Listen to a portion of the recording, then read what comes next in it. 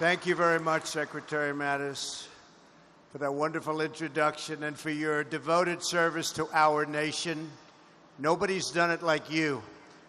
I'm thrilled to be back on this magnificent ship for this historic moment with the amazing men and women of the United States Navy.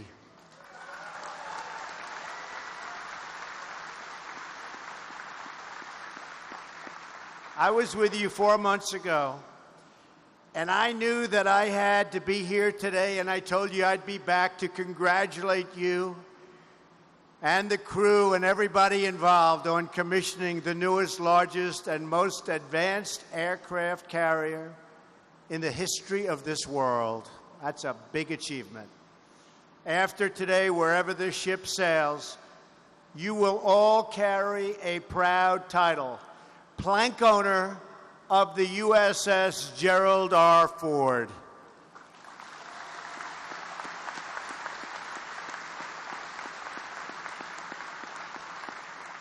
For the rest of your lives, you'll be able to tell your friends and family that you served on the greatest ship in the United States Navy, and in my opinion, on the greatest ship anywhere in the world.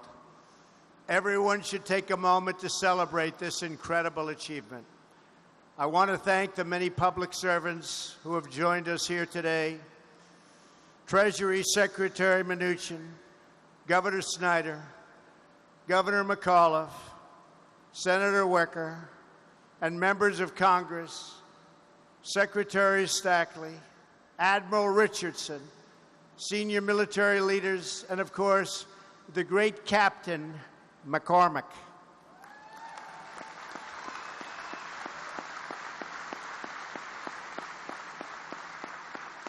Captain, I know you will exemplify integrity at the helm.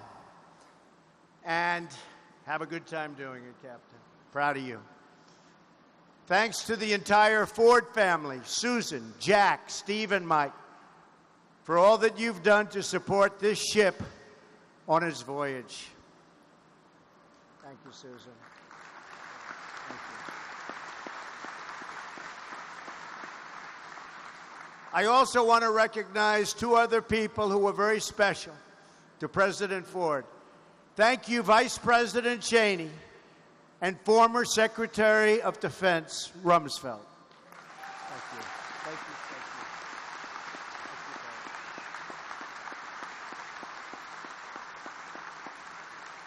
Thank you. They look great. They look great. As we put this stunning ship into the service of our nation, we must also pay tribute to the thousands of citizens, military and civilian, who helped design and build her. Their love of country has been poured into every rivet and bulkhead on this vessel. You hammered, chiseled, and sculpted this mighty hull. You were there when the first steel was cut, when the turbines first roared to life, and when those beautiful bronze propellers first began to spin, and spin they did. And now you are here to witness the moment when your incredible work of art becomes the pride of the United States Navy and a symbol of American power and prestige, no matter where in the world you go. American steel and American hands have constructed a 100,000-ton message to the world. America might is second to none, and we're getting bigger and better and stronger every day of my administration. That I can tell you.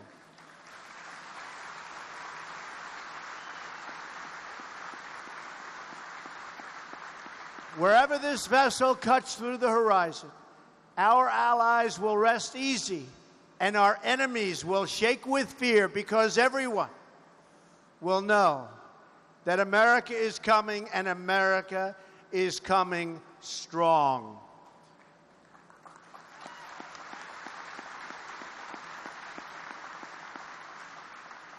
To every worker from Newport News Shipbuilding, and every craftsman and engineer who helped build this incredible fortress on the sea, today we salute you.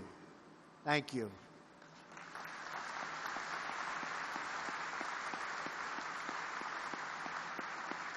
Your skill and your grit build the instruments of war that preserve peace.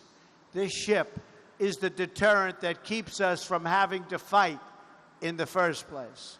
But this ship also ensures that if a fight does come, it will always end the same way. We will win, win, win. We will never lose. We will win.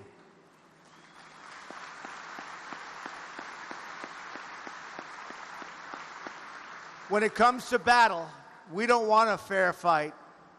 We want just the opposite. We demand victory, and we will have total victory, believe me. Having the best technology and equipment is only one part of the American military dominance. Our true strength is our people. Our greatest weapon is all of you. Our nation endures because we have citizens who love America and who are willing to fight for America.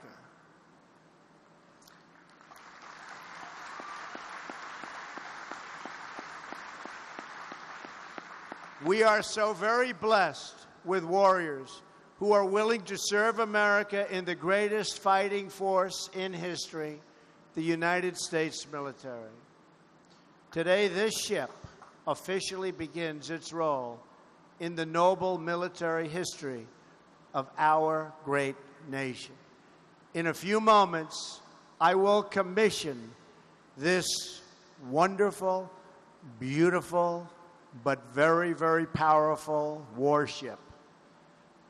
Captain McCormick will assume command.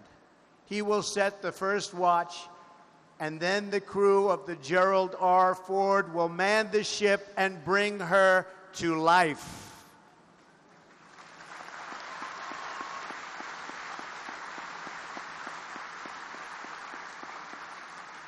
A ship is only as good as the people who serve on it, and the American sailor is the best anywhere in the world. Among you are great welders, radar technicians, machine operators, and pilots. You take pride in your work, and America takes pride in you. We love you. We are proud of you. Thank you.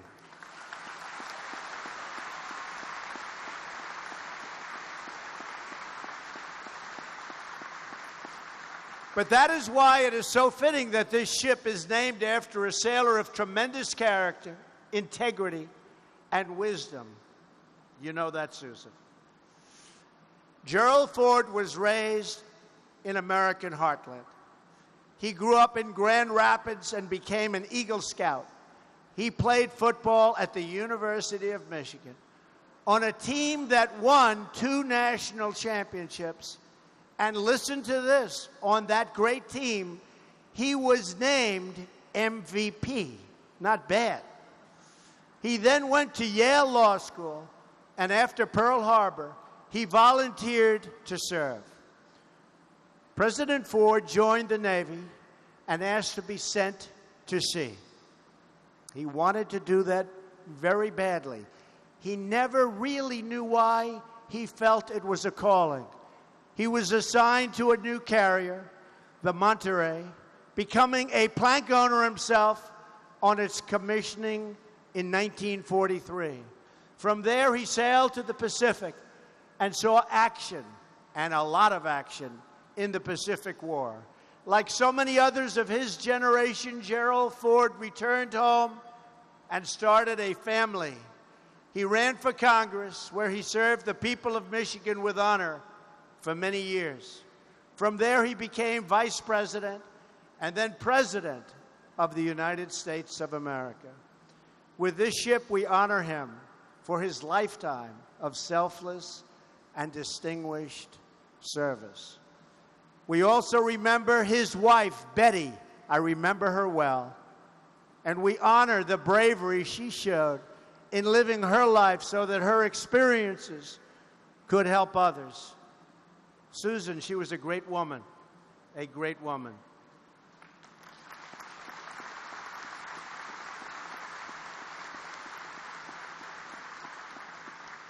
Gerald Ford said that his time in the Navy convinced him that our lack of military preparation before World War II had only encouraged our enemies to fight harder and harder and harder. He learned a lot. In the future, Ford said, I felt the United States had to be strong. Never again could we allow our military to be anything but the absolute best. If he could see this ship today, President Gerald Ford would see his vision brought to life, and he would see his legacy of service being carried on by each and every one of you.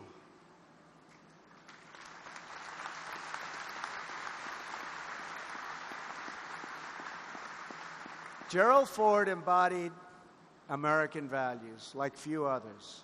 Love of family, love of freedom, and most of all, love of country. He knew that patriotism is the heartbeat of a nation. He knew that we must love our country in order to protect it. And he knew that we must have pride in our history if we are going to have confidence in our future. The men and women of America's armed services are part of a living history. You uphold timeless customs and traditions, and you protect our nation and our freedom for the next generation to come. You are fulfilling your duty to this nation, and now it is the job of our government to fulfill its duty to you.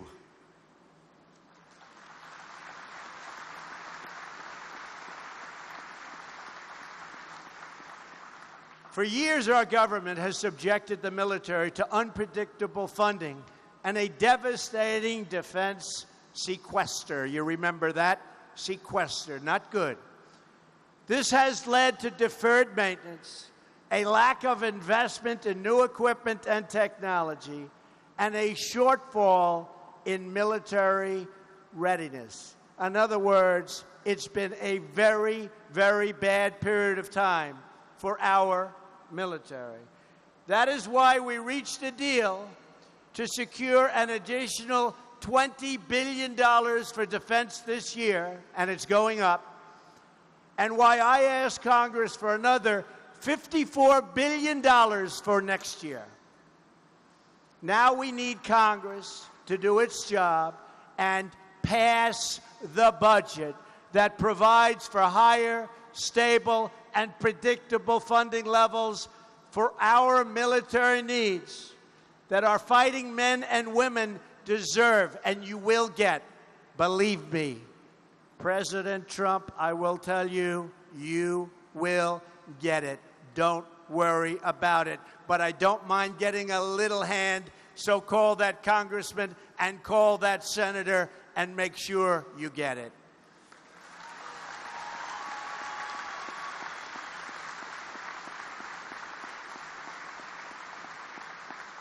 And by the way, you can also call those senators to make sure you get health care.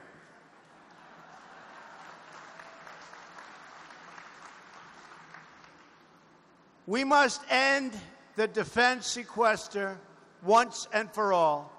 We must also reform defense acquisitions to ensure that we are getting the best equipment at the best prices so that our dollars are used only for the best interests of our country and those who serve. We do not want cost overruns. We want the best equipment, but we want it built ahead of schedule, and we want it built under budget.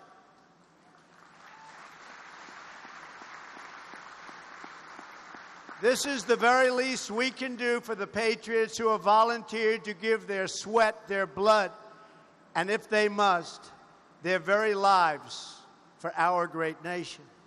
The commissioning of this new American carrier marks the renewal of our commitment to a future of American greatness. Greater than ever before. Remember that, greater than ever before.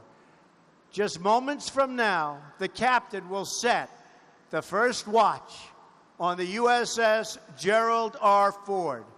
And with God's grace, a watch will stand until the day she is decommissioned 50 years or more from now.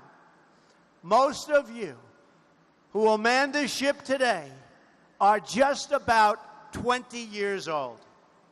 Together, you are embarking on a truly great adventure. The journey will require all of your talents, all of your efforts, and all of your heart. As you know, the sea holds many challenges and threats. But starting today, you will face, together, as a team, aboard this ship, which is your responsibility and your home. 3 generations of Americans will eventually man these decks. Perhaps even some of your own children and grandchildren someday. You will inspire many more American patriots to follow your lead and to serve. And one day, when you are old and have lived a long and hopefully happy and successful life, you may find yourselves back aboard this ship, surrounded by your family, to mark its decommissioning. And on that day, our entire nation will honor not just this carrier, it will honor you and the role you will have played in keeping America safe, strong, and free. To every patriot who will serve on this ship today and throughout history, I say this: keep the watch, protect her, defend her, and love her. Good luck and Godspeed. Thank you to the Ford family, and thank you to every sailor in the greatest Navy on earth. God bless you. God bless the Gerald R. Ford. And God bless the United States of America. Thank you very much. God bless you all.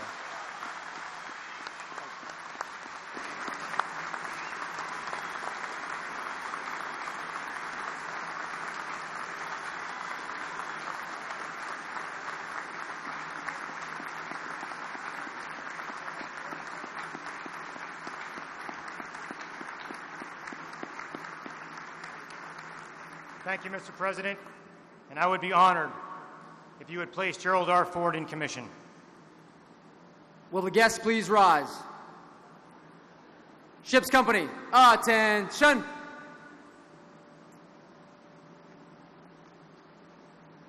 I hereby place United States ship Gerald R. Ford in commission. May God bless and guide this warship and all who shall sail in her. God bless you. Thank you.